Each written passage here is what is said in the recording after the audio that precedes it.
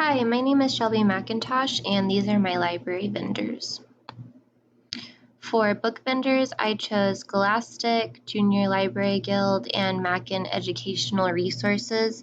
The reason why I chose these was because 2 out of the 3, whenever you order books from them, they send the books to you ready to put on the shelf. Like they have the plastic covering over it. They send you usually the files for you to add to your online catalog, and so I thought that was really convenient. But I chose Scholastic because it has a lot of bilingual books, and in my school we have a bunch of Spanish-speaking students, and so that's really beneficial for my library. So for furniture vendors, I chose School Outfitters, the Library Store, and Dimco. The reason why I chose these is because they make furniture that is specially for libraries, designed for library use. It looks really good, and the prices were not too bad. For Makerspace vendors, I chose School Specialty, Maker Maven, and Amazon. School Specialty and Maker Maven because they have some things that are specially designed for makerspaces, but also Amazon because it's just really convenient and it has a really wide selection of things that would be useful for a makerspace. For technology vendors, I chose Toybox, which is a cool 3D printer where you can print toys. Adobe Creative Cloud, that's like your video making software, your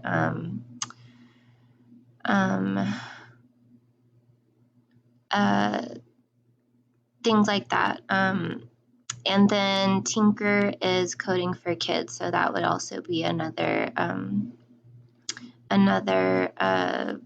software to buy for the school. And then supply and decor vendors, I chose Library Skills, Broadert, and the Classroom Store. Library Skills has some really cool signage for the library, which I thought would be really helpful, and we'll look at that in just a second. And the Classroom Store in Broadert has just some really helpful supplies like book tape and bookends, and they're pretty reasonably priced.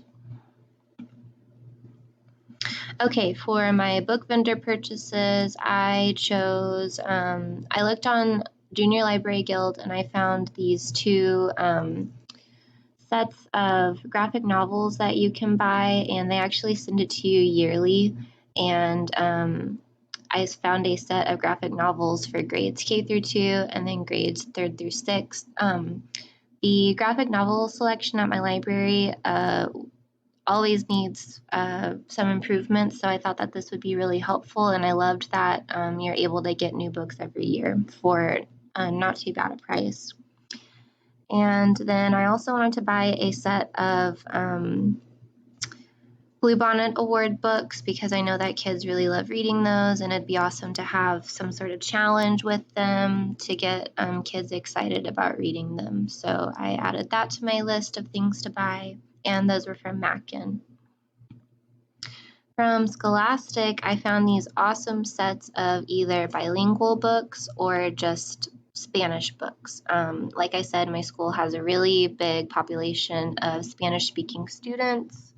They speak Spanish at home, and a lot of them are in the English Language Learners program at my school, so I thought that these would be really helpful to them for them to take home and read with their parents. And like I said, these are all from Scholastic.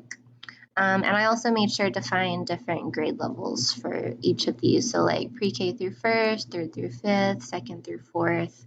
I feel like I covered all my bases for an elementary library. For furniture, in my library, we don't have anything for collecting returned books. Really, we just have an extra cart, and sometimes it can get a little easy to mix it up with books that have already been checked in or books that are ready to be shelved. So I thought that it'd be helpful to get a little box where students can just put their books in, and then of course there's a cabinet in the back that can open up and you can grab those books. And I thought this would be a good way of keeping track of what books need to be checked in. So this is from School Outfitters. From the library store, I found these awesome tables that have wheels on them. I thought that would be really helpful for the library because they're easy to move around. I would need a set of 5, and one table by itself is $685. I found this awesome book display with wheels on it at Dimco, and I love that it has a space on top to put a poster, so I thought that this would be really good for book displays, you know, to promote the classroom, the library collection. Also from Dimco, I found this awesome area rug. I really liked that it had library books. It fits the library theme, and this would be awesome for having a class sit on the floor for read alouds. And then for my Makerspace purchases, I went to Maker Maven first, and I found this Orboot Earth globe. You can scan it with an iPad on an app, and then it shows you different places on the globe. I also found these 2 circuit kits. I thought it'd be a really cool STEM activity to do in a makerspace.